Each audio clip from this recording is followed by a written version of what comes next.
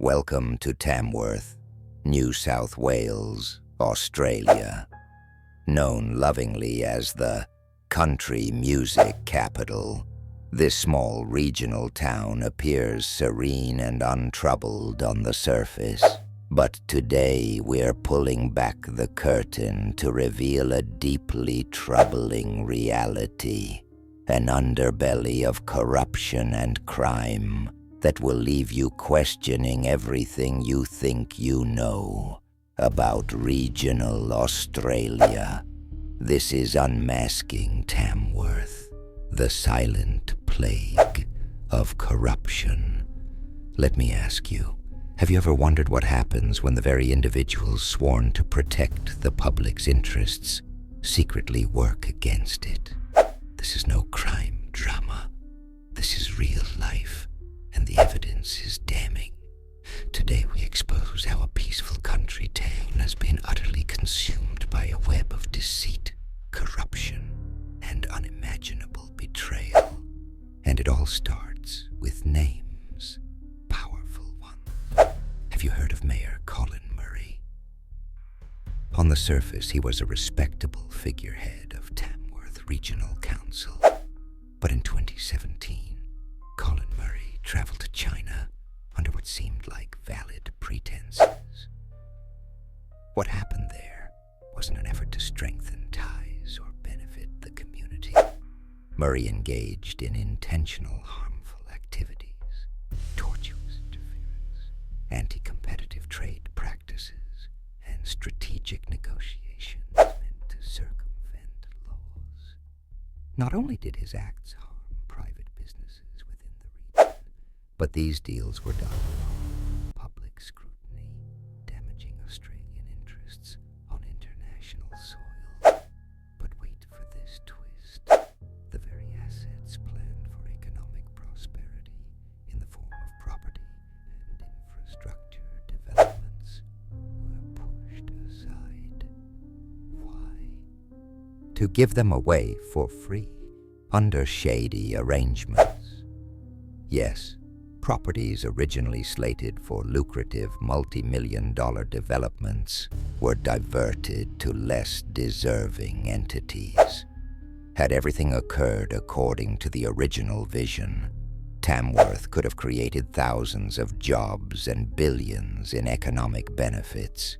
Instead, opportunities were sabotaged for personal profit. At the core of these dealings is General Manager Paul Bennett. He didn't just support Murray. He actively communicated false information to partners, investors, and industry experts to propagate this fraudulent system. And don't think the web stops here. Another central player is Barnaby Joyce, a name that pops up often when discussing corruption in New South Wales. Murray Joyce and associates use their connections to silence dissenters, ostracize whistleblowers, and shut down any attempts at transparency. Evidence shows unlawful actions targeting victims, including fabricated breaches of contracts and unconstitutional behavior, served one purpose: to line the pockets of a cartel. But this isn't about individual corruption or one-off incidents. It's systemic. Every action, deceit, and conspiracy reveals deliberate attempts to plunder the public's coffers. Consider this horrifying statistic. 210 million worth of fraud has been uncovered. How? By manipulating lies about surface water licenses and other resources. Don't underestimate what 210 million means. It represents not just stolen money, but stolen lives, futures, and dreams. With outright indiscretion, the proceeds of these crimes have been laundered internationally through banks, turning an Australian town into an international smuggling route for illicit finances. And if you think it ends there, think again. Environmental assets like water storage meant for preserving Dungowan Dam and renewable energy ventures have been sacrificed. The region had potential for 500 megawatts of renewable energy generation, a game changer for Tamworth and beyond. Yet this potential has been squandered in favor of contracts arranged under deceitful and illegal terms. This brings us to a chilling realization. The corruption in Tamworth is symptomatic of a much larger nationwide issue. Acts of embezzlement, insider trading, drug trafficking, and even violations of international law are patterns replicated in towns across Australia. In Tamworth's case, countless businesses fled for good after their assets were drained and sabotaged. National baseball facilities, Olympic-class swimming venues, and more. All projects that promised Tamworth massive prosperity were halted, discarded, or used as leverage for corrupt backdoor dealings. Now let's dive deeper into the human cost. Imagine stepping into Tamworth as a global business leader dedicated to creating job opportunities and developing infrastructure. You bring not just vision, but billions in funding. Then, out of nowhere, you become a target.